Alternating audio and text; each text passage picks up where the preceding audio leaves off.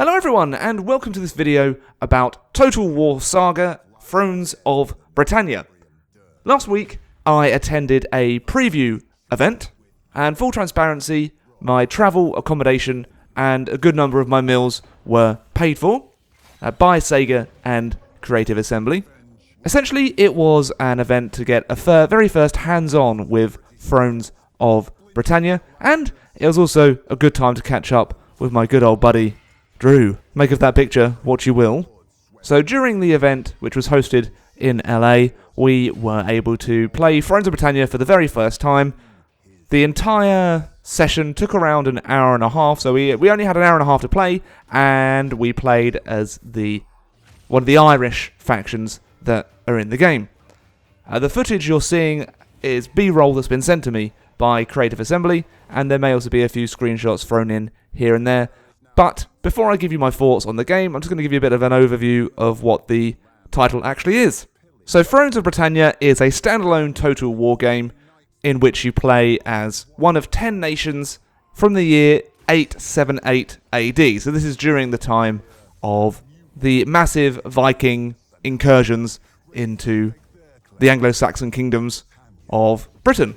So your aim mainly is to command a nation during that time period and attempt to survive and forge a new empire. So you'll be able to select from 10 factions in total, with a mixture of Anglo-Saxon, Danes, Scottish, Welsh, and Irish to choose from. And this is the very first Saga title, so this is a new brand of games that Creative Assembly will be developing, set in almost not micro periods of history, but shorter time periods, more concise than a fully fledged Total War game, and the price will also reflect that. So this will be cheaper than a standard Total War fully fledged title, such as the upcoming Three Kingdoms. Something that they showed in a presentation at the event was the release date for Thrones of Britannia, which I wasn't aware of, and that will be the 19th of April. So there's not that long to wait. There's only about, 2.5 months to go? So that's very exciting. The game was in a early stage, so it was a very early build that we were playing on, and the B-roll footage actually looks to have changed some of the things that I wasn't too keen on. It was quite hard when we first loaded on in to tell which nation or which kind of territory you controlled, but the borders in the B-roll footage that you're seeing does look a lot more well-defined.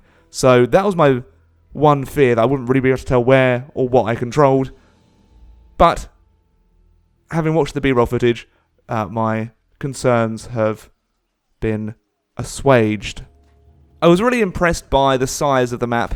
I was expecting something similar to that of the Medieval 2 Kingdoms expansions. So there was a Britannia expansion in that title, although it was set a little bit further ahead in time. But the map was absolutely sprawling. Even as the Irish faction that we were playing as, they only controlled a small part of Ireland.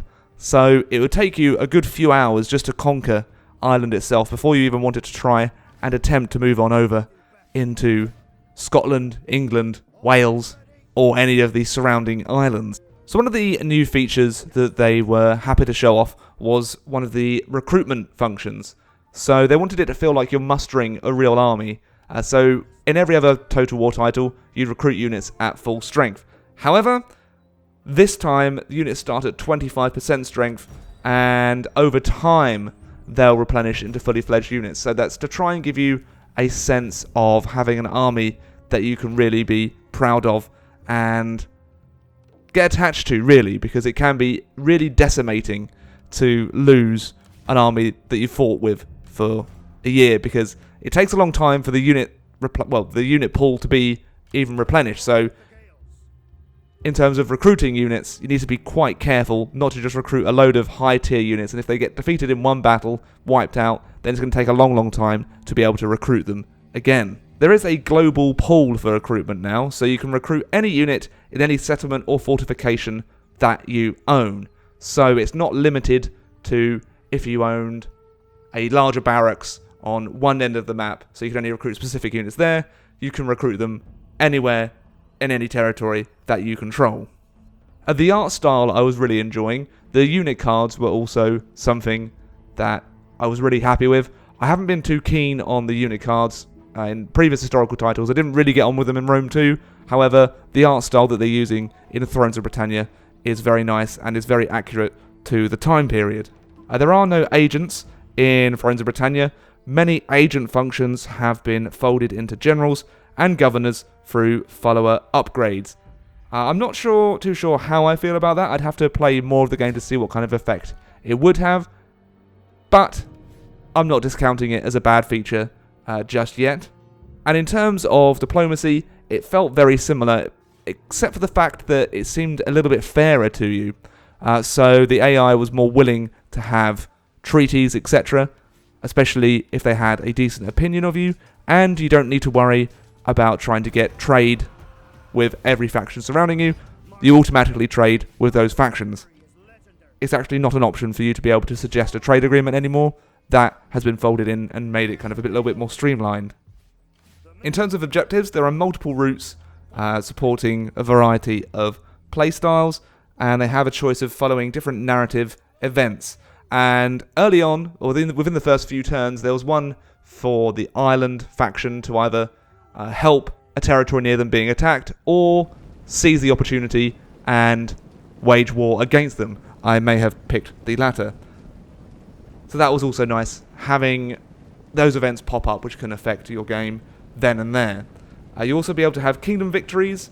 So, for example, Wessex could eventually become England, and then there are ultimate victory conditions which involve a major endgame challenge, and I think that's been hinted at previously. We weren't told what they were, but you can make your own assumptions, just as we were doing at the event. So each of the settlements, each of the major settlements in the game have unique maps, unique siege maps, which is a breath of fresh air. So you won't have to worry about having the same map replicated for each. Well, you won't have to worry about having the same map everywhere across the game. In terms of multiplayer options, they'll be the same as Total War Attila, and they've changed the way they do major and minor settlements. The provincial system has all been changed up. So each little minor settlement will only have one building on it, and that'll be represented on the campaign map. So you can almost seize control of those little points. Especially, it can affect a war quite a lot, in the fact that if one was specialising in farms and it was built up quite a lot, you could just stroll on in and seize that resource, and you wouldn't need to siege the provincial capital, which is the only fortified settlement in the province, and it's also the only one which has a garrison.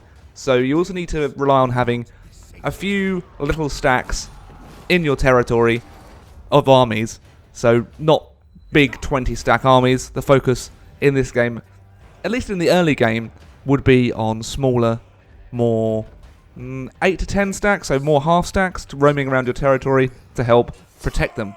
So something I would have preferred would have been able to pick my own faction. I didn't really have a whole lot of affiliation with the faction that we were able to play. I think they were the Midi, or one of the Irish factions. I would have preferred to have played as that of Wessex or Mercia, as that's kind of where my interest in that time period is more towards the Anglo-Saxons. I didn't really know many of the realms in Ireland during that time period, so that would have been nice. However, it was the very first time that they were showing it off to press or influencers such as myself, and I'm sure I'll get hands-on with Wessex before release. At least I hope I do. In terms of the performance, for me, it was running absolutely fine. I don't have the specs of the PC that we were playing on. However, I'm sure it was a fairly modern one. I didn't really notice too many bugs. However, I'm sure the build that we were on, there'll be more improvements to come.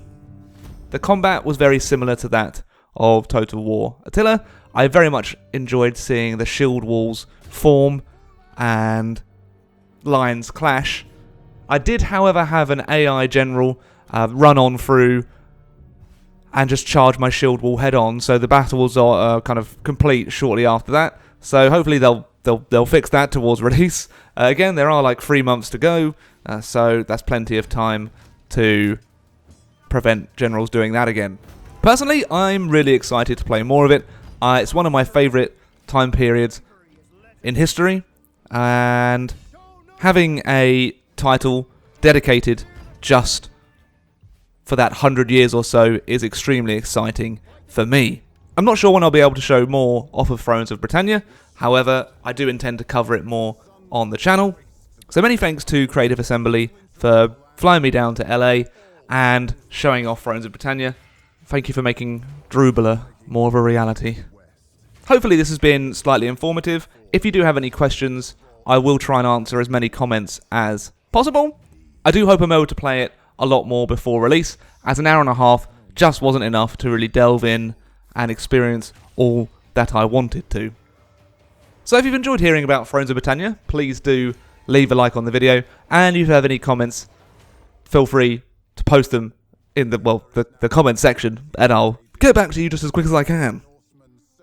But for now, I bid you a very, very good day. Many thanks to Zazzy, Sam, ISO Productions, Super Gibson, Logan, Ultimate, Adam, Miss Lexicon, Blade, Jared, Jeb Bush, The Danimal, Wyatt, and Travis for being ridiculous round of supporters on Patreon, and many thanks to all the other patrons too.